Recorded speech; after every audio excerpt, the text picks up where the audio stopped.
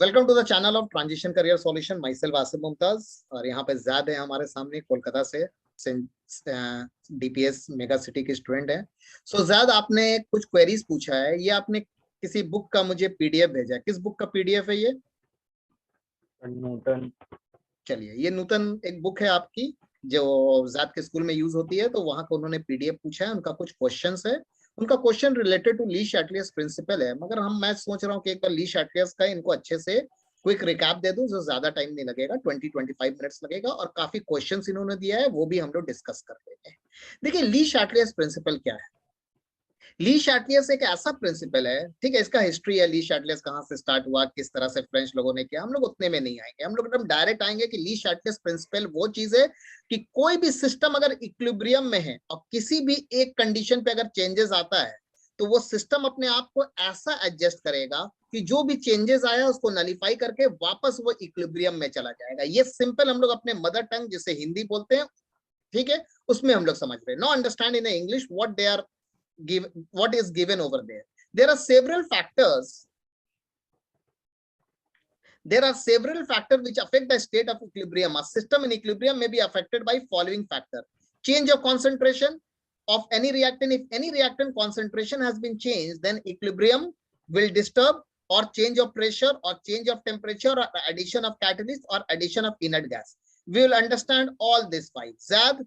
आप एकदम बिंदास होकर क्वेश्चन पूछिएगा, रिकॉर्ड हो रहा है या अपलोड हो रहा है उसके लिए नहीं सोचना है। आप 1 to 1 यहाँ पर पढ़ रहे हो, आपका डाउट्स है। ये ज़ैद मेरे क्लास 11 के बैच में है, जिसमें टोटल 15 to 16 स्टूडेंट्स हैं, मगर किसी का कोई भी क्वेरीज होता है तो मैं 1 to 1 क्लास देता हूँ। तो ज़ैद बिंदास होके, हो सकता है अपलोड नहीं भी करूँ, ठीक है?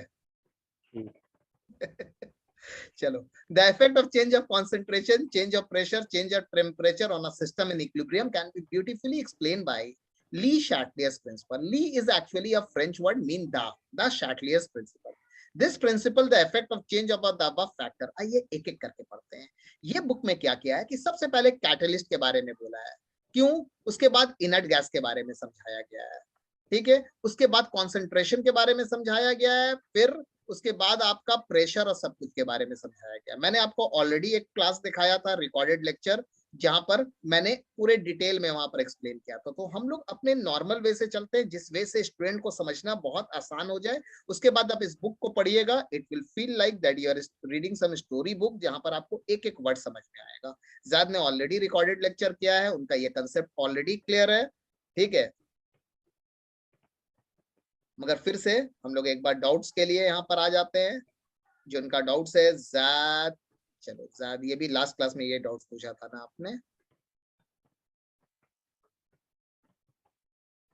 चलिए, जो लोग यहाँ पर देख रहे हैं थोड़ा सा फॉरवर्ड कर सकते हैं। देखिए, ली शैटलियर्स प्रिंसिपल क्या बोला। सबसे पहले मैं इफेक्ट आ रहा हूं, effect of pressure.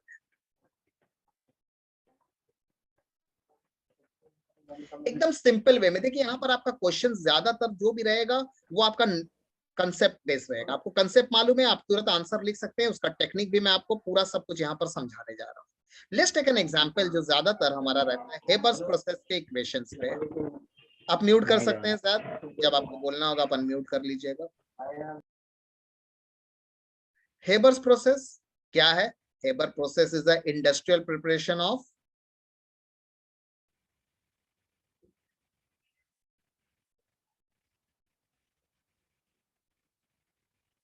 For preparation of ammonia. कैसे बनता है हमारा अमोनिया? N2 प्लस 3H2, ये हमारा गैस है। कहीं पे भी प्रॉब्लम होगा ज्यादा, आप अनम्यूट करके मुझे तुरंत स्टॉप करके आप अपनी क्वेरीज पूछ लीजिएगा। 2NH3 गैस है। अब देखिए, अकॉर्डिंग टू गेल-लुसाक्स लॉ, ठीक है, या एवोगाड्रोस लॉ, अगर आपको याद है 9-10 की तो अच्छी बात है, नहीं याद है कोई प्रॉब्लम नहीं है। ये क्या है? 1 वॉल्यूम है। देखिए, इसका बगल में कोफिशिएंट कुछ भी नहीं है, तो मतलब 1 है। ये कितना है? 3 वॉल्यूम्स है। और ये कितना है? 2 वॉल्यूम्स है। तो आप क्या देख रहे हैं? आप देख रहे हैं कि यहाँ पर जो रिएक्टेंट्स है, यहाँ पे 4 वॉल्यूम्स है ऑल टुगेदर, और प्रोडक्ट में कितना है? 2 वॉल्यूम्स है। अगर रिएक्टेंट से प्रोडक्ट के तरफ अगर हम किसी चीज को फाइंड करते हैं या किसी इक्वेशन को देखते हैं तो उसे हम क्या बोलते हैं, फॉरवर्ड रिएक्शन। मैंने काफी डिटेल में केपीकेसी आपको पढ़ाया, आप लेक्चर भी देख सकते हैं, यहाँ पर अवेलेबल है, प्लस मैं लिंक भी नीचे दे दे रहा हूँ आप लोगों को।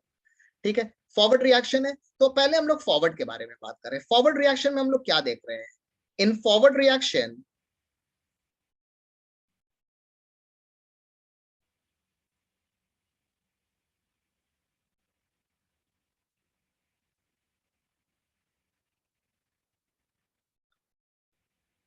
Volume is getting reduced. ठीक है, so what will be the so what will be the effect of pressure? आपसे टेम्परेचर सभी कुछ पूछा जाएगा, अभी हम लोग प्रेशर के बारे में बात करें। What will be the effect of pressure? हम लोग का पहला फंडामेंटल ये है, हम लोग फॉरवर्ड रिएक्शन देख रहे हैं, उसके बाद हम लोग बैकवर्ड में आएंगे। ठीक है, तो हम लोग क्या देख रहे हैं? वॉल्यूम डिक्रीज हो रहा है। आपको बस दिमाग में रखना है फंडामेंटल ऑफ बॉयल्स लॉ की volume is inversely proportional to pressure. अगर वॉल्यूम कम हो रहा है तो प्रेशर क्या होगा? बढ़ेगा। एकदम सिंपल लिखना है। ठीक है, volume is getting reduced, increase in pressure, पहला factor. Increase in pressure favour the forward reaction. Increase in pressure favour the form. अच्छे से देखिए, अच्छे से देखिए, मैं आपको ये लेक्चर भेज दूंगा, आप आराम से देखिए। जो भी मैं पढ़ाता हूँ रिकॉर्ड करके सब यूट्यूब में नहीं लगाता हूँ, मगर आप लोगों को मालूम है प्राइवेट लेक्चर करके मैं आप लोगों को हर एक लेक्चर भेज देता हूँ। आराम से ऑब्जर्व कीजिए, कोई लिखने का मन है लिख सकते हैं, कोई प्रॉब्लम नहीं, मगर आपको फिर भी रिकॉर्डेड मिल जाएगा। Increase in pressure favour the forward reaction. अब देखिए यहाँ पर स्टार्टिंग का ही चीज समझ में आ जाएगा, बाकी सब क्लियर हो जाएगा।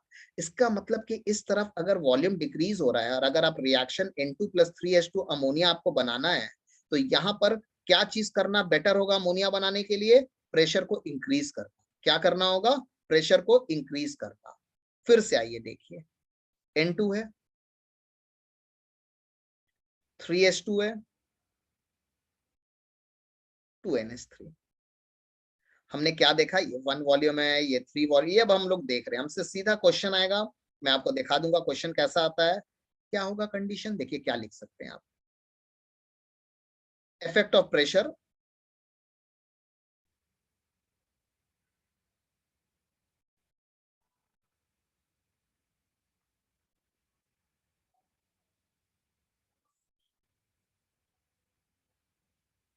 On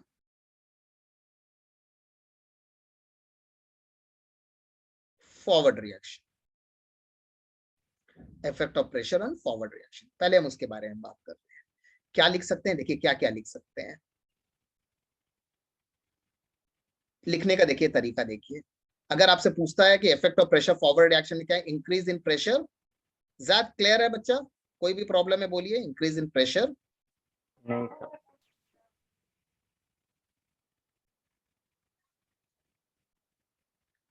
favour the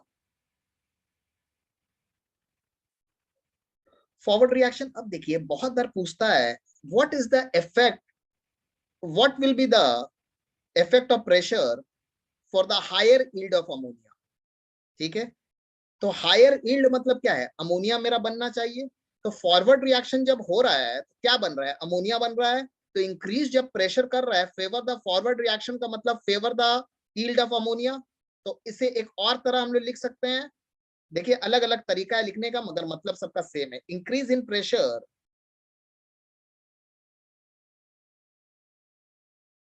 favour the yield मतलब फॉर्म करना, बनाना। ज्यादा दोनों में से कुछ भी पूछा जा सकता है, हम लोग दो में से पूछता है what will be the effect of pressure on yield of ammonia. Increase in pressure because ammonia आपका फॉरवर्ड शो कर रहा है। ज्यादा एक माइन्यूट डॉट्स भी है बच्चा, प्लीज पूछ लो।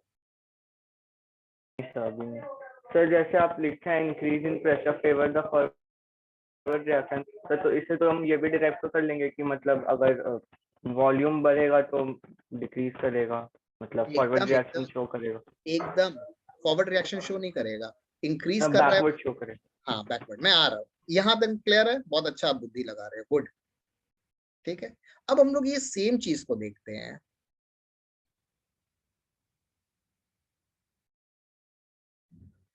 इफेक्ट ऑफ प्रेशर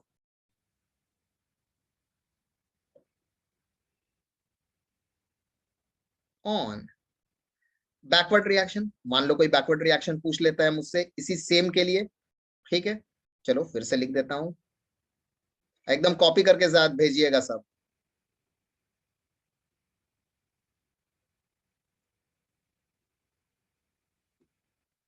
क्या है, वन वॉल्यूम। आपको लग रहा है सर बार बार क्यों लिख रहे हैं, समझ में आ गया, फिर भी एकदम ब्रेन के अंदर सेट हो जाना चाहिए। तो अगर हम लोग बैकवर्ड जाते हैं तो बैकवर्ड का मतलब क्या होता है, रिएक्टेंट टू प्रोडक्ट, रिएक्टेंट और रिएक्टेंट्स टू प्रोडक्ट। ज्यादा क्लियर है, एक बार मुझे एक्नॉलेज कर दीजिए। हाँ सर। जी, तो अब क्या हो रहा है यहाँ पे, अब सिंपल वे में देखो, वॉल्यूम इंक्रीज हो रहा है तो ऑब्वियसली प्रेशर क्या होगा, डिक्रीज हो। ये हम अपने ब्रेन के लिए समझ लिए। मगर लिखने का तरीका अगर कोई पूछता है, क्या लिखेंगे, decrease in pressure favour the backward reaction. कोई रीजन कुछ नहीं है, दिखना है, मैं वही पढ़ा रहा हूं जो आपके क्लास 11 में आएगा, जो स्कूल में आएगा, मैं उसी चीज को, ये हमारे स्कूल की क्लासेस हो रही है, कोई नीट जेई की नहीं हो रही है। Increase in pressure favour the,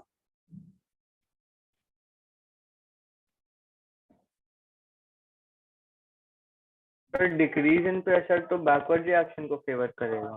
तो वही तो लिख रहे, decrease in pressure favour the backward reaction. Forward भी ना करेगा क्योंकि अगर प्रेशर डिक्रीज हो रहा है तो वॉल्यूम इंक्रीज होगा। यहाँ देखो, यहाँ देखो, यहाँ देखो, एकदम बिंदास होके, ये मेरा क्या है, 4 वॉल्यूम है, यहाँ पर वॉल्यूम कम हो रहा है, तो अकॉर्डिंग टू बॉयल्स लॉ हम लोग क्या जानते हैं, volume is inversely proportional to pressure. Volume कम हो रहा है तो प्रेशर क्या करना चाहिए, बढ़ाना चाहिए, तभी ये चीज का इफेक्ट को वो नलीफाई कर पाएगा। तो यहाँ पर वॉल्यूम क्या है, फॉरवर्ड में क्या हो रहा है, वॉल्यूम कम हो रहा है, वॉल्यूम कम हो रहा है तो क्या करना होगा, प्रेशर बढ़ाना होगा, फेवर द फॉरवर्ड रिएक्शन, जिसको हम लोग बोल सकते हैं कि अमोनिया बनाने में भी काम आएगा। ठीक है, अब बैकवर्ड में आओ, बैकवर्ड में क्या हो रहा है, पहले वॉल्यूम 2 था, अब वॉल्यूम क्या है, 4 है, तो वॉल्यूम क्या हो रहा है, इंक्रीज हो रहा है। हमेशा याद रखना वॉल्यूम का रिवर्स प्रेशर होगा अकॉर्डिंग टू बॉयल्स लॉ। तो वॉल्यूम अगर इंक्रीज हो रहा है तो प्रेशर क्या होगा, डिक्रीज होगा। ज्यादा क्लियर डिक्रीज। है कि फिर से बताओ। हाँ सर क्लियर है। नहीं, कोई प्रॉब्लम नहीं, एकदम कंफ्यूज नहीं होना है।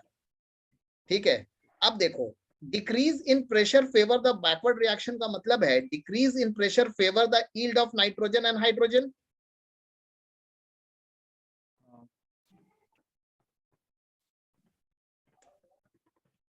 अरे बिंदास होके देखो, डिक्रीज इन प्रेशर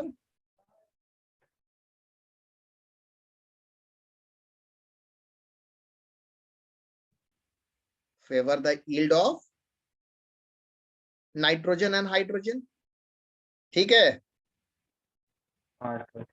अब देखो, अब हम लोग फाइनली क्वेश्चन में आ रहे हैं कि हम लोग ये जो चीज सीखे हैं इसमें इफेक्ट ऑफ प्रेशर का क्या क्वेश्चन आएगा।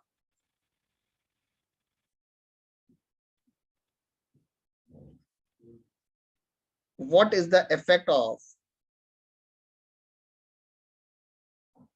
प्रेशर ऑन, मान लो इस तरह से इक्वेशन दे दिया,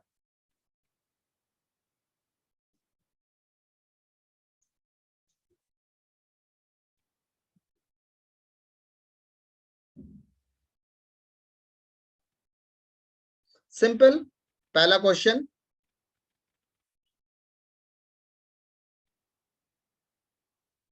इफेक्ट ऑफ प्रेशर इंक्रीज और डिक्रीज दोनों दिखाएंगे ना, increase in pressure favour the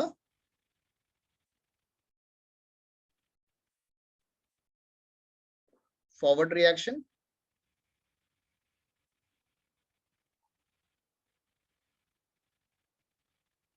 decrease in pressure favour the backward reaction. Clear है साहब, समझ में आ रहा है क्यों, हाँ सर।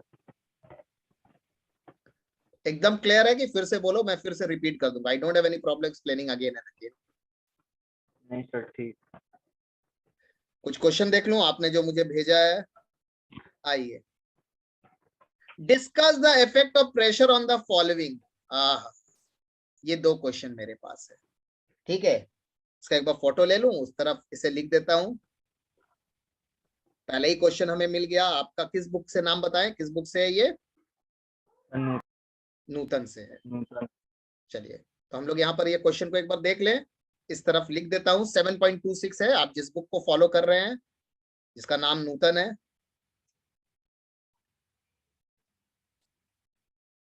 चलो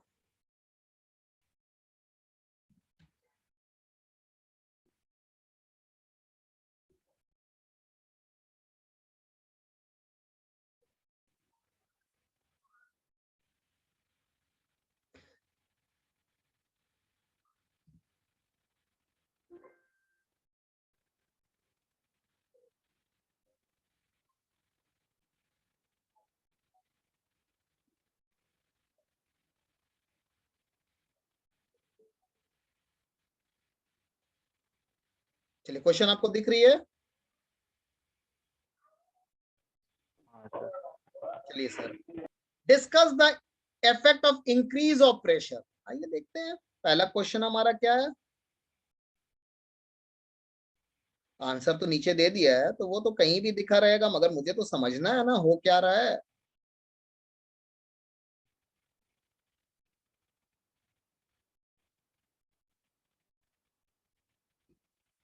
क्या है ये हमारा?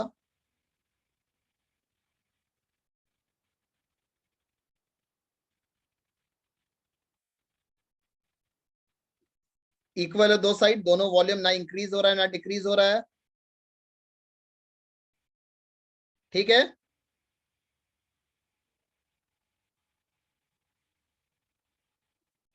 There will be no effect of pressure. आप बढ़ाइए या घटाइए, कोई फर्क नहीं पड़ता है। There will be no effect of, there will be no effect of pressure. देख लीजिए एक बार अच्छे से। तो there will be no effect of pressure. क्यों? दोनों तरफ का वॉल्यूम है। आपसे कोई रीजन नहीं पूछेगा, आपसे कोई क्वेश्चन में आप भी देख सकते हैं आंसर क्या दिया, आपसे डायरेक्ट पूछेगा क्या इफेक्ट है।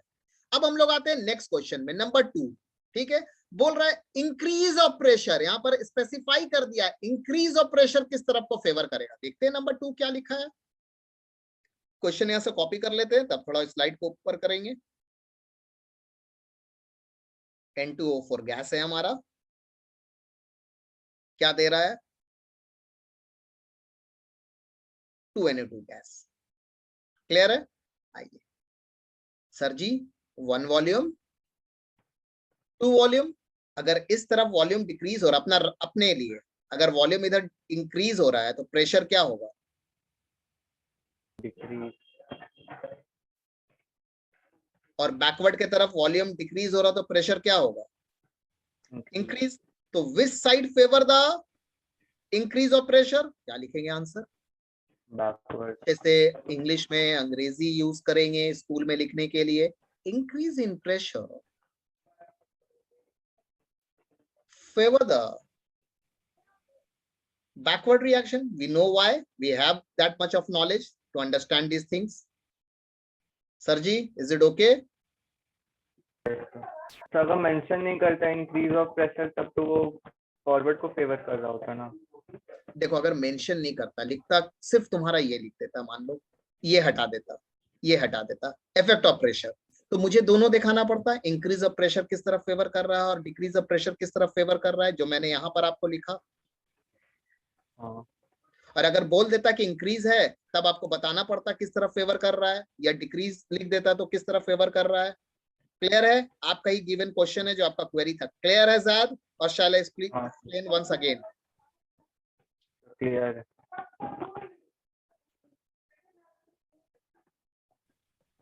जी सर। एकदम क्लियर है ये? हमारा इफेक्ट ऑफ प्रेशर का फंडामेंटल हो गया है। अभी हम लोग इफेक्ट ऑफ टेम्परेचर में भी आ जाएंगे, वो भी देख लेंगे। अब देखो, यहाँ टेम्परेचर के बारे में बात कर रहा है, यहाँ पर मैक्सिमम यील्ड के बारे में बात कर रहा है, यहाँ पे और, तो हम लोग उस चीजों को देखते हुए आगे बढ़ते हैं। अब हम लोग नेक्स्ट, अब एकदम सिंपल बिंदास, ज्यादा बुद्धि नहीं लगाना है।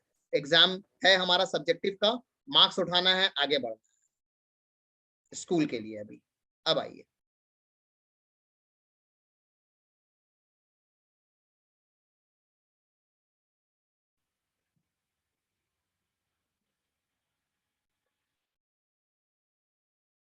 Effect of temperature.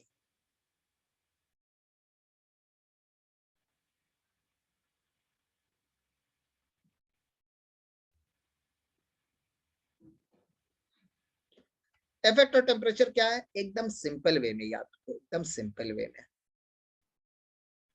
एक्सोथर्मिक, जिसे हम लोग क्या बोलते हैं, एक्सॉर्जिक भी बोलते हैं।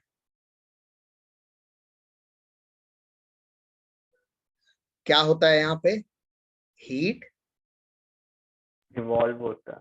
इवॉल्व होता है, वेरी गुड, ठीक है। एक्सोथर्मिक अगर कभी भी रिएक्शन होगा, कभी भी एक्सोथर्मिक होगा, तो डिक्रीज इन टेम्परेचर, हीट अपने आप इवॉल्व हो रहा है ना, दो कंपाउंड को मिला रही है, तीन को, जितने को भी हीट इवॉल्व हो रहा है, तो अपने आप टेम्परेचर बढ़ रहा है, तो मुझे क्या करना होगा, टेम्परेचर को कम करना होगा। तो decrease in temperature favour the reaction, जो भी साइड है वो फॉरवर्ड हो या बैकवर्ड, मैं दिखा देता हूं, decrease in temperature favour the reaction, वो बैकवर्ड फॉरवर्ड कुछ भी हो सकता है। अब आप कैसे पहचानोगे कौन सा एक्सोथर्मिक है, कौन सा एंडोथर्मिक है, देखो हमने थर्मोडायनेमिक में पढ़ा है, मगर फिर भी यहाँ पर डेल एच, जिसे इंथैल्पी भी बोलते हैं, अगर ये नेगेटिव होता है तो रिएक्शन क्या होता है, एक्सोथर्मिक। बस इतना दिमाग में रखो, आपको जो भी यहाँ पर अभी देंगे स्कूल में, वो डेल एच के ऊपर रिलेट करके देंगे। डेल एच का वैल्यू नेगेटिव है तो एक्सोथर्मिक है, थर्मोडायनेमिक में पढ़ाया है, अगर अभी रिवीजन नहीं किया है, याद नहीं भी है, तो कोई प्रॉब्लम नहीं है, इसे बस अपने दिमाग में भी रखिए, ठीक है। नंबर बी,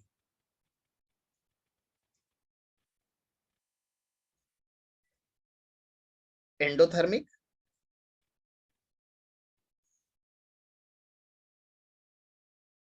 जिसे हम लोग एंडोर्जिक,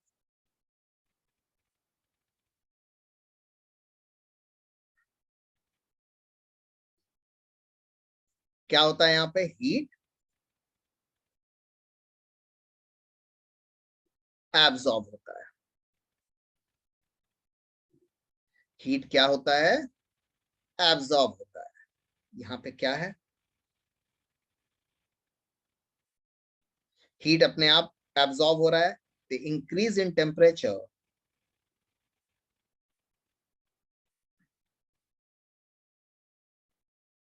फेवर द रिएक्शन, वो बैकवर्ड और फॉरवर्ड कुछ भी हो सकता है। यहाँ पर बस हमें दिमाग में ये रखना है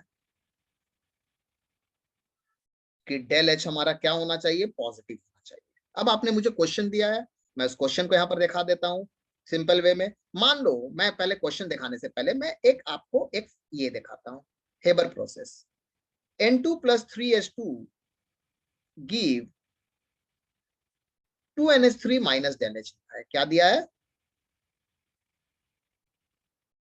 तो ये मुझे समझ में आ रहा है कि ये जो फॉरवर्ड रिएक्शन है,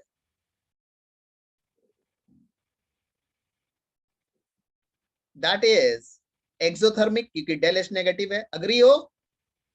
हाँ सर। और अगर यही मेरा जैड, अगर यही मैं बैकवर्ड की तरफ ले जाता, तो ये डेल एच मेरा यहां आके क्या बन जाता, ये डेल एच अगर मैं पॉजिटिव। इस तरफ करता, तो ये मेरा डेल एच क्या हो जाता, पॉजिटिव हो जाता, ये डेल एच आ रहा समझ में। तो बैकवर्ड रिएक्शन के लिए क्या होगा, एंडोथर्मिक।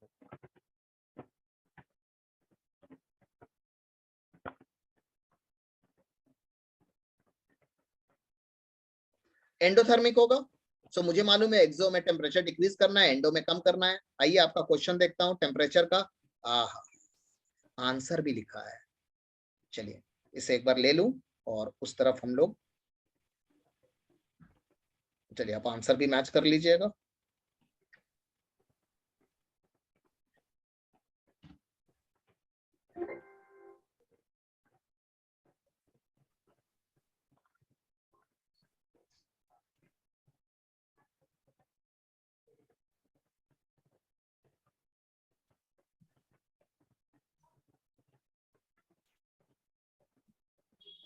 चलिए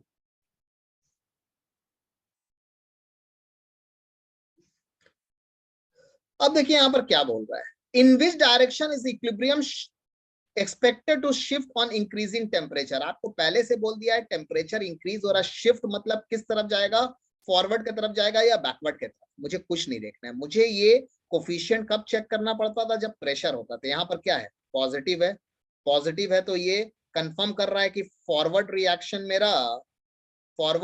मेरा एंडोथर्मिक है। क्या है,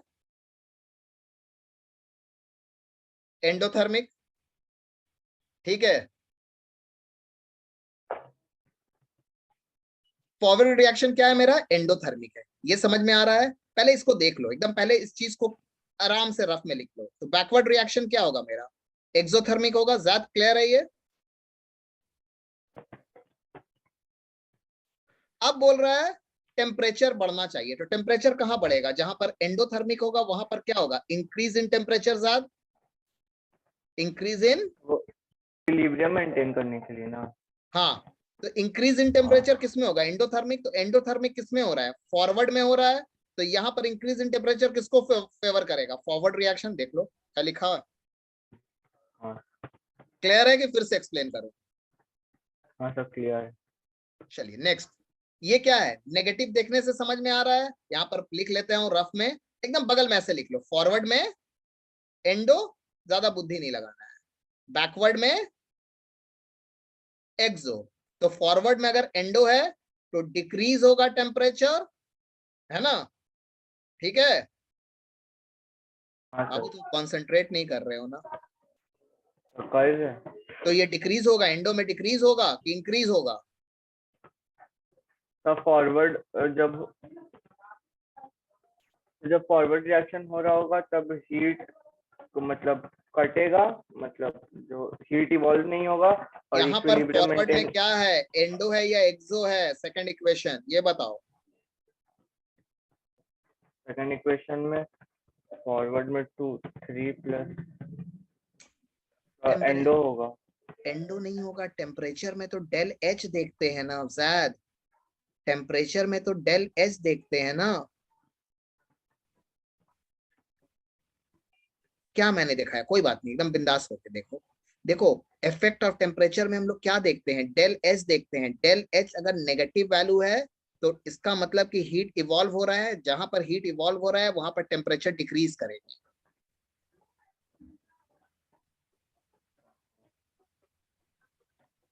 और एंडोथर्मिक कब होगा, जब हीट एब्जॉर्ब होगा, और वहां पर क्या साइन दिया जाता है, जहां पर डेल एच पॉजिटिव रहता है। तो वहां पे जब भी हीट एब्जॉर्ब होता है, डेल एच पॉजिटिव रहता है, तो वहां पे इंक्रीज टेम्परेचर करना पड़ता है, ठीक है। अब देखो मैंने एक रिएक्शन लिया, यहाँ पर डेल एच को माइनस ले लिया। तो डेल एच को माइनस लिया तो मतलब कि ये रिएक्शन क्या है, ये रिएक्शन फॉरवर्ड क्या है, एक्सोथर्मिक है, और बैकवर्ड क्या है, एंडोथर्मिक है। तो इसका मतलब कि हमारा क्या होगा, फॉरवर्ड रिएक्शन में अगर एक्सोथर्मिक है तो यहाँ पर क्या होगा, temperature decrease in temperature favour the forward reaction.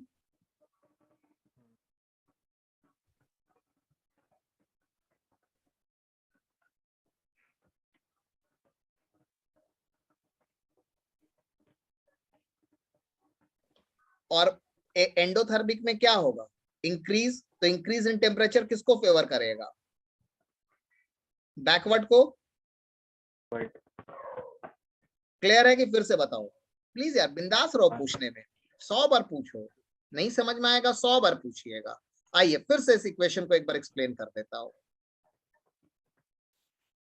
बिंदास होके पूछो, आपको पढ़ा रहा हूं, आपका क्वेरी बस कंसंट्रेट कीजिए।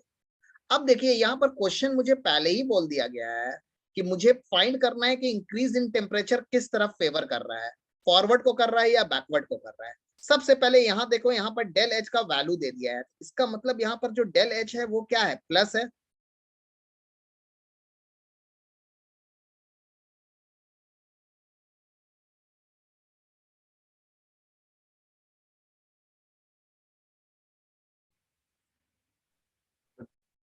रिएक्शन एंडोथर्मिक होगा। रिएक्शन एंडोथर्मिक होगा, मतलब एंडोथर्मिक किस साइड में होगा ज्यादा, फॉरवर्ड के साइड एंडो होगा।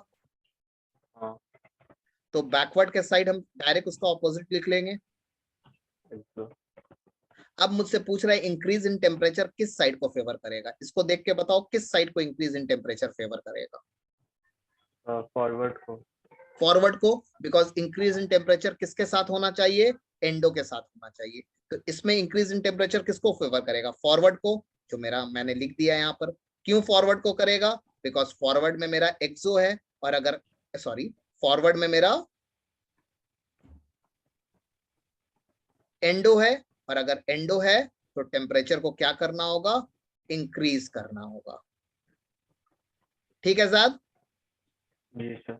अब नेक्स्ट में बताओ, फॉरवर्ड रिएक्शन एक्सो है या एंडो है? तो forward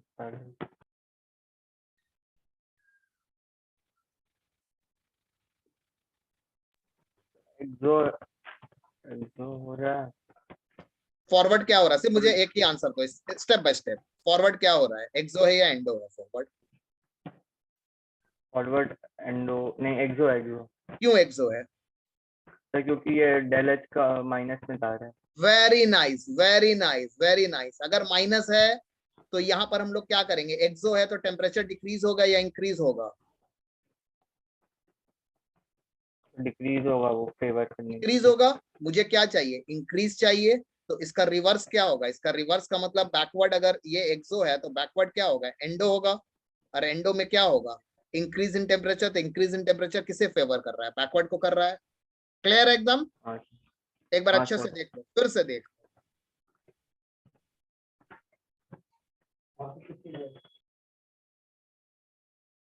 now coming to next part, effect of temperature देख लिया, इफेक्ट ऑफ प्रेशर देख लिया।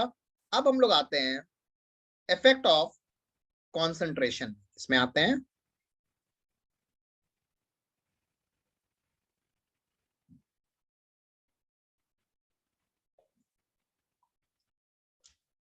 देखो इफेक्ट ऑफ कॉन्सेंट्रेशन क्या होता है, ये नॉर्मल चीज है। अगर आप कभी भी बैलेंस बीम देखें, जिसको हिंदी में तराजू बोलते हैं, ठीक है, अगर आपने बैलेंस बीम देखा तो आपको बहुत सिंपल वे, इक्विलिब्रियम वही है, बोथ साइड का बैलेंसिंग। आप मान लो मैं एक इक्वेशन लेता हूं, N2 plus 3H2 give 2NH3। ठीक है, क्या क्या चीज यहां पर फॉरवर्ड रिएक्शन को फेवर करेगा, क्या चीज favour the forward reaction?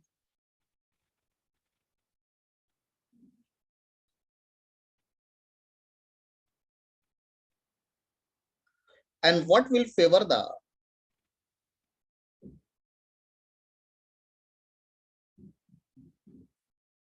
Backward reaction?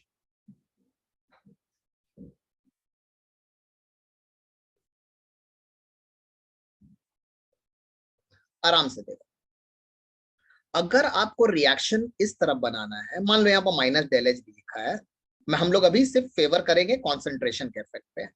ठीक है, अब यहाँ देखो इस तरफ क्या है, अगर नाइट्रोजन और हाइड्रोजन का कॉन्सेंट्रेशन इंक्रीज होगा तो अमोनिया बहुत बनेगा। तो पहला क्या होगा, increase in concentration of reactant, increase in concentration मतलब मोल पर लीटर, मोल मतलब ग्राम पर litre, increase in concentration of reactants. Agree हो जाद? जी सर। इसी चीज को हम लोग डिवाइड करके छोटा छोटा दो पार्ट में लिख सकते हैं।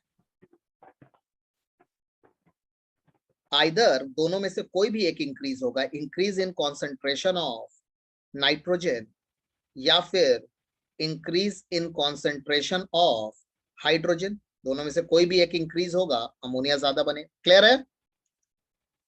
जी सर। ये फॉरवर्ड को फेवर करेगा। दूसरा फॉरवर्ड को क्या फेवर करेगा, दूसरा फॉरवर्ड को क्या फेवर करेगा?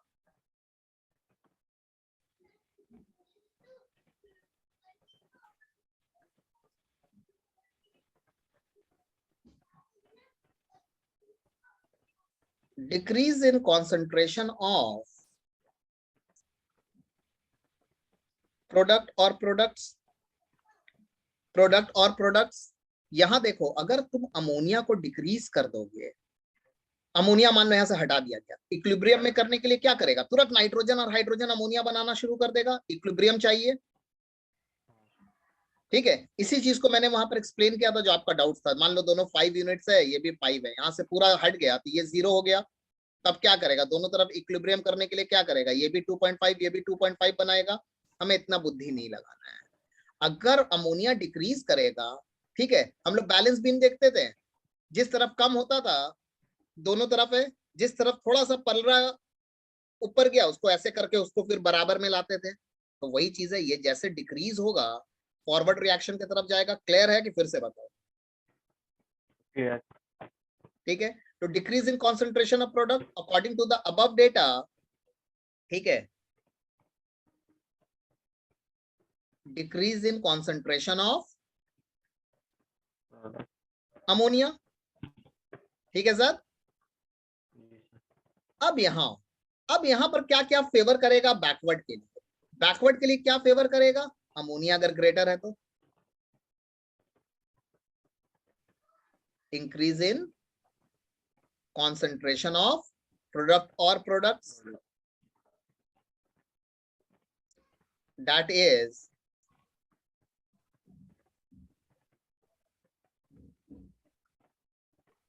Increase in concentration of ammonia. ठीक है सर जी।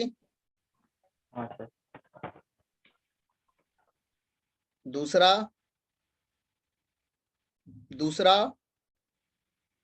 इस तरफ जाएगा जब रिएक्टेंट कम होगा। अगर रिएक्टेंट यहां पर डिक्रीज कर दोगे क्या होगा? ये पूरा अमोनिया इस तरफ आना शुरू कर देगा। तो मान लो ना रिएक्टेंट पूरा डिक्रीज हो गया, ठीक है, तो अमोनिया क्या करेगा? जल्दी जल्दी N2 और H2 बनाएगा इक्विलिब्रियम में रहने के लिए। क्या चीज करने के लिए? इक्विलिब्रियम में रहने के लिए। ठीक है, और एकदम क्रिस्टल क्लियर कर दूंगा, क्वेश्चन आंसर में आता हूं ना। Decrease in concentration of reactant or reactants, that is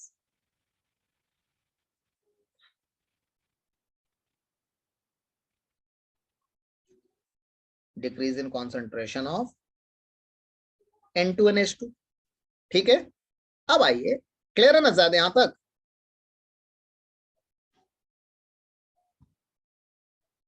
अब देखिए, अब एक क्वेश्चन देखते हैं आप लोग। ये आपके ही बुक का क्वेश्चन है। Discuss the condition obtaining for maximum yield of the following. ये मेरे मोबाइल में भी है तो मैं यहां से लिख दूं क्योंकि यहां से कट होगा नहीं अभी। ठीक है, और यहाँ पर जो आंसर दिया है वो भी हम लोग देखेंगे। आइए, क्वेश्चन 7.8। क्वेश्चन क्या है आपका? आपने जिस बुक से दिया है 7.28। क्या क्वेश्चन है?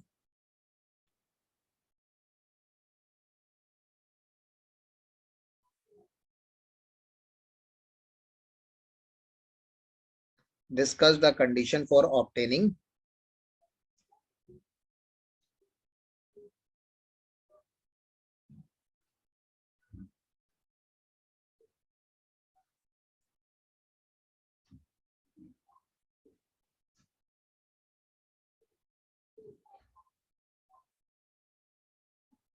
in the following reactions। ठीक है, क्या क्वेश्चन है आपका? अब देख सकते हैं यहाँ पे क्वेश्चन नंबर 1 आपका क्या दिया है?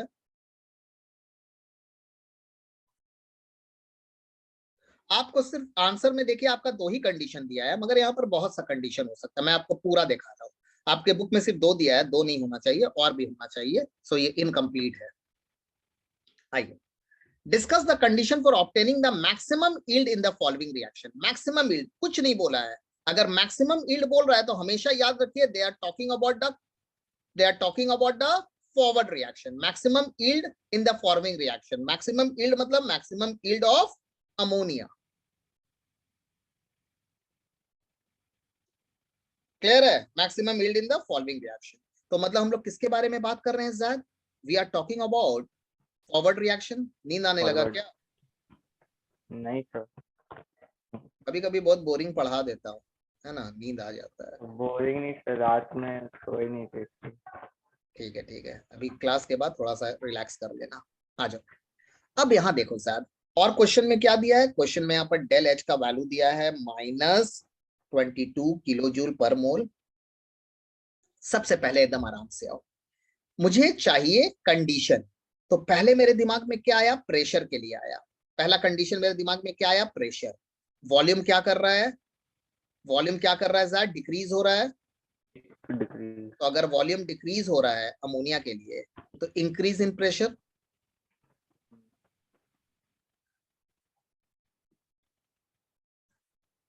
Increase in pressure favour the reaction, मतलब फॉरवर्ड रिएक्शन। हाँ सर। बहुत बुक में देखिएगा, आपके बुक में इंक्रीज इन प्रेशर नहीं लिख के लिख दिया हाई प्रेशर। एक ही बात है। दूसरा मेरे दिमाग में कंडीशन क्या आएगा, टेम्परेचर। मैंने तीन ही चीज पढ़ाया है अभी, pressure, temperature and concentration. Temperature में क्या आएगा, डेल एच नेगेटिव है फॉरवर्ड के लिए, तो रिएक्शन क्या होगा, एक्सोथर्मिक। अगर एक्सोथर्मिक होगा तो क्या होगा, डिक्रीज इन टेम्परेचर। जी sir. Favour the forward reaction, जो आपके बुक में लिखा है लो टेम्परेचर। यही दो देके छोड़ दिए हैं, मगर ये इनकम्प्लीट है। अब आइए in terms of concentration, forward को कौन फेवर करेगा,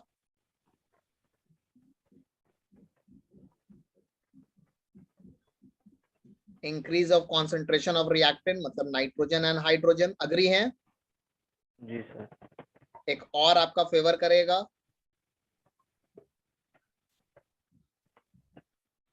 decrease in concentration of ammonia. ये चार कंडीशन है, देख लीजिए एकदम अच्छे से, क्लियर है?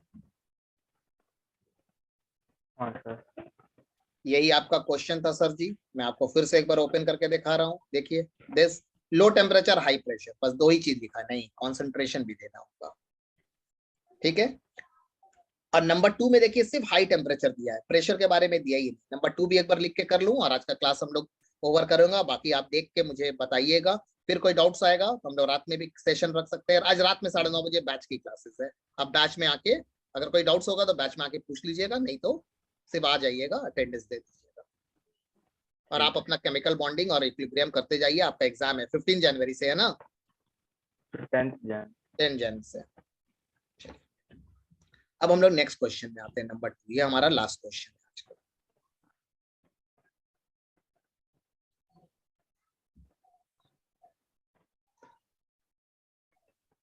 Number 2, N2 gas plus O2 gas 2NO gas, del H is equal to this much of kilo calorie पर मोल। यूनिट है, अच्छी बात है, थर्मोडायनेमिक में बहुत डिटेल में पढ़ा है। अब हमें क्या बोल रहा है क्वेश्चन में, discuss the condition for obtaining maximum yield, मतलब फॉरवर्ड को कौन फेवर कर रहा है। अब देखो थोड़ा सा बुद्धि लगाओ, यहाँ पर कोई प्रेशर का इफेक्ट होगा नहीं, तो हम लोग को प्रेशर के बारे में लिखना ही नहीं है। मुझसे पूछ रहा है क्या कंडीशन फेवर करेगा, प्रेशर का कोई इफेक्ट ही नहीं तो हम क्यों लिखेंगे नो इफेक्ट ऑफ प्रेशर। मुझसे थोड़ी ना कुछ तो पूछ रहा है। वॉल्यूम का भी नहीं होगा फिर। हाँ वॉल्यूम से ही तो इसका है, मगर टेम्परेचर तो होगा। टेम्परेचर में ये क्या है, एंडो है, पॉजिटिव। पहला कंडीशन। वॉल्यूम से तो प्रेशर को बस चेक करते हैं और कुछ नहीं करना है, वॉल्यूम का बस उतना ही काम है। डेल एच से चेक करते हैं एंडो एक्सो, जिससे टेम्परेचर का इफेक्ट समझ में आता है। Increase in temperature favour the forward reaction. आपके बुक में देखिए हाई टेम्परेचर लिखा है और कुछ नहीं लिखा, वो इनकम्प्लीट है, मैं बार बार बता रहा हूँ आपको। आपको और भी रीजन लिखना होगा, उतना लिखने से काम नहीं होगा। देखिए सिर्फ हाई टेम्परेचर लिख के छोड़ दिया है, अच्छी बात है। प्रेशर के बारे में नहीं बोला, कोई बात नहीं, मगर मेरे लिए तो और कंडीशन है। कंसंट्रेशन।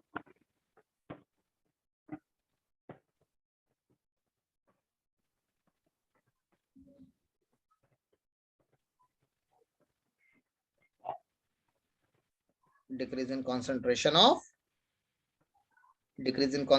ऑफ एनो।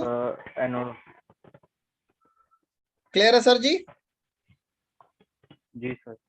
देख लीजिए एकदम अच्छे से, कोई भी परेशानी है बिल्कुल बोलिए। और क्वेश्चन देखिए, ये सब ट्राई कीजिएगा। What will be effect of decrease in volume, ठीक है, increase in temperature, increase of pressure, ये सब ट्राई कीजिएगा। नहीं होगा मुझसे पूछ लीजिएगा, ठीक है। ऑलरेडी आप लोग मेरे व्हाट्सएप के ग्रुप में है, व्हाट्सएप में है, मगर फिर भी व्हाट्सएप का नंबर मैं फिर से बोल रहा हूँ, किसी को भी कोई भी क्वेरीज है, जो बच्चे यूट्यूब में भी देख रहे हैं वो भी मुझसे यहाँ पर क्वेरीज पूछ सकते हैं। My self Asif Mumtaz, chemistry educator from Kolkata.